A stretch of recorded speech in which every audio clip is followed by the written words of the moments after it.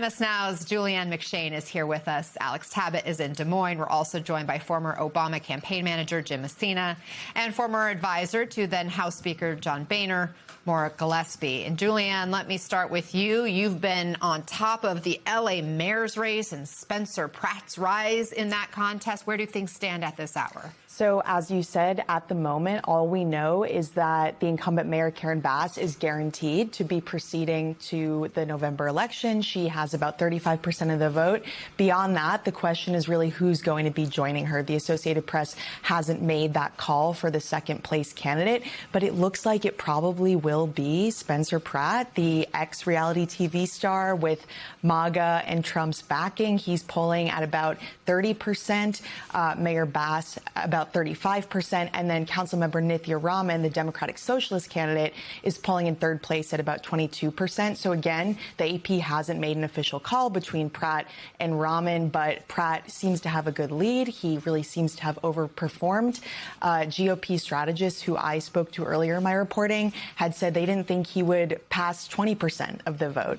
And then also he has no political experience. And, 6 months ago, he was making TikTok videos every day. So this is all, I think, quite unexpected. But at the moment, I think everyone's just waiting to see who gets that official second place call. Okay, so we'll be watching that very closely. Julianne, thank you for bringing us that update. Jim, what are you watching for as the California results come in for both mayor and governor? Yeah, the governor's race is incredibly interesting. It looks like Steve Hilton's going to advance to the next round. Becerra has a lead, but there are so many votes out there right now. It is very interesting to see whether Tom Steyer can have enough mail-in ballots. We might not know about this for several days. And so, we sit here, I'm in San Francisco this morning, where the establishment Democrats had a very big night in local elections. And then we're looking at all these congressional elections in California. If the Dems are going to take the House back, they have to have the right candidates in these congressional races. And it looks like this morning they got what they needed in California. And it's a big moment for the Democrats' chances to take the House back in November.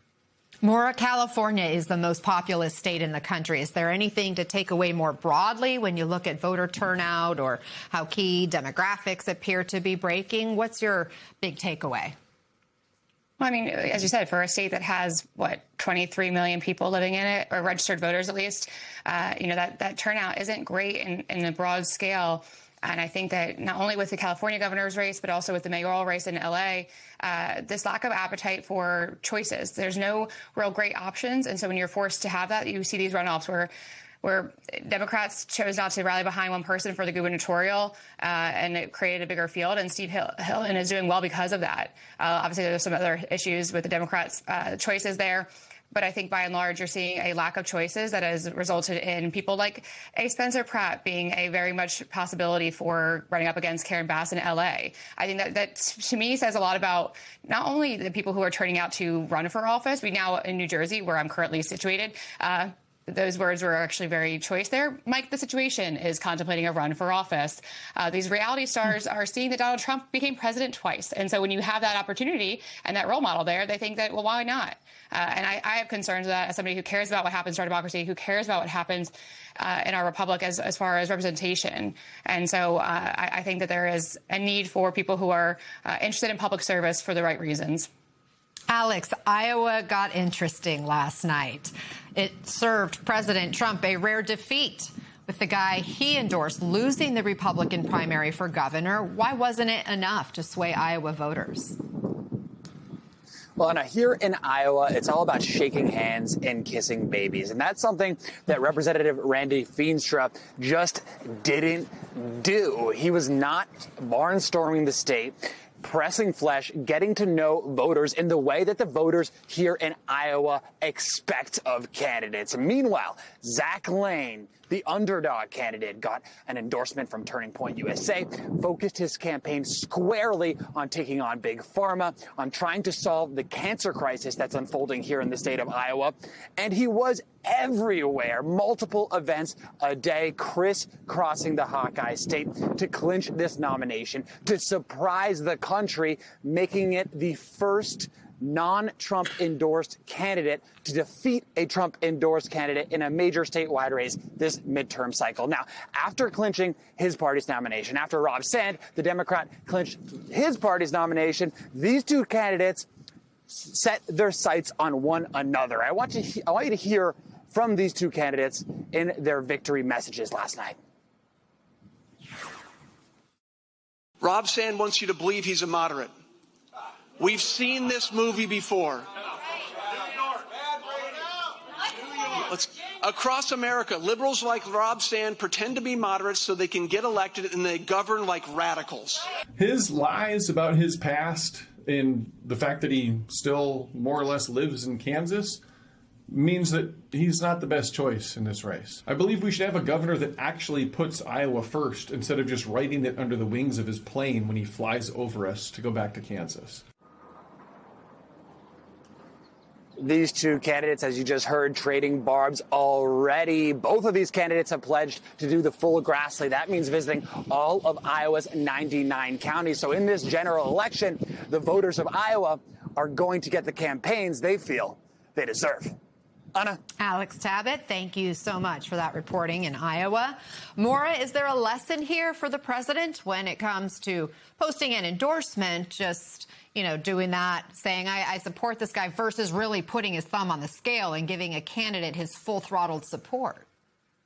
Yeah, and he really didn't for Feenstra. You saw that it was a late endorsement, pretty lackadaisical. And you kind of saw that a lot on Tuesday. He sent out a bunch of tweets for members to support in the Republican Party. It felt almost kind of like checking a box, or maybe it was a staffer who did it for him. I'll just speak again to New Jersey. He endorsed Tom Keene Jr., a Republican here who has not been seen in months. And so saying that he'll continue to fight for you and really touted him. But I think when it comes to Iowa, what was just said there, the full Grassley, I do think there's this idea of recognizing that not every state operates the same way. I think people of Iowa are looking for somebody who's going to listen to them and respond to their needs and put forth policies that impact their day-to-day lives. And I think so much of what the president focuses on what impacts him and his personal ambitions, as opposed to what each district and each state needs to address. Jim, in Iowa's Democratic Senate primary, State Senator Zach Wahls rebuked the establishment, and he lost to Josh Turek. Now, Turek has a compelling backstory. He's a Paralympic gold medalist for wheelchair basketball, born with spina bifida after his father was exposed to Agent Orange in Vietnam. Iowa has become more and more red. Could Turek have an actual shot at the general? I think so, and part of it it's because of Rob Sand in the governor's race. Anna, there's no more talented candidate than I've seen in this cycle than Rob Sand, and so that combined with Josh Turek, it was a big night for the Democrats. They haven't won a statewide federal election since Barack Obama in 2012, and yet they got the two candidates they absolutely needed. Chuck Schumer put his weight behind Josh Turek. Vote Vets spent $10 million to get him through that primary, and he won handily. And so this is a seat that Democrats are now looking at, saying this is now a toss-up seat and might be the seat that gives them the 50th or 51st vote to control the United States Senate. Maura, we've also been following a key House race in New Jersey where Republican incumbent Tom Keene Jr. is MIA, skipping roughly 100 votes since March. His challenger was cemented last night. Now his campaign says his absence is for an undisclosed medical issue. Could it cost Republicans the seat? It's a toss-up seat for sure, and it kind of always has been. But I do think that the lack of transparency, I do think that voters are willing to give grace, especially when it comes to a medical issue.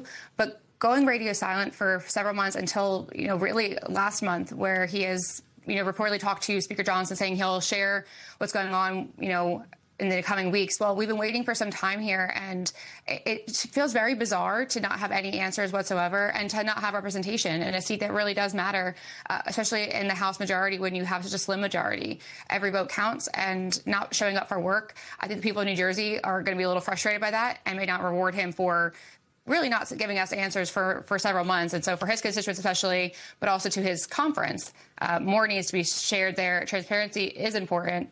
And I think that the president's endorsement of him, again, like I said, feels a little bit kind of checking a box and going through the motions. Jim, your thoughts on this race? Moore is exactly right. This is the most swingy congressional district in New Jersey and maybe the whole Northeast.